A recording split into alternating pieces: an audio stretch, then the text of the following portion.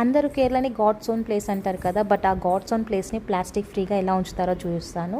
వీళ్ళిద్దరు ఉన్నారు కదా, వీళ్ళు అనేది ప్లాస్టిక్ కలెక్ట్ చేస్తారు ఇలా ఇంటికి వచ్చి. ఎవ్రీ మంత్ వీళ్ళు వచ్చి ప్లాస్టిక్ కలెక్ట్ చేస్తారు. వీళ్ళకి మనం 50 రూపీస్ ఇచ్చి మరీ మన దగ్గర ఉన్న ప్లాస్టిక్ ఇవ్వాలి. ఎస్, మీరు విన్నది కరెక్టే. అదే హైదరాబాద్లో అయితే మనం ప్లాస్టిక్ ఇచ్చాక వాళ్ళు కేజీ లెక్కకి మనకు మనీ ఇస్తారు. బట్ ఇక్కడ మనమే మనీ ఇచ్చి మరీ ప్లాస్టిక్ ఇవ్వాలి.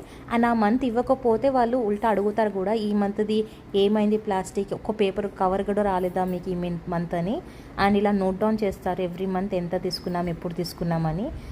చాలా స్ట్రిక్ట్గా ఫాలో అవుతారు. నాకైతే ఈ కాన్సెప్ట్ అనేది చాలా బాగా నచ్చింది. ఇంటింటికి వెళ్ళి మరీ కలెక్ట్ చేసుకోవడం అనేది ఇట్స్ అ గుడ్ ఇనిషియేటివ్ అని చెప్పాలి. హైదరాబాద్లో వస్తే కూడా చాలా బాగుండు. అండ్ మేము కూడా చాలా స్ట్రిక్ట్గా ఫాలో అవుతాం.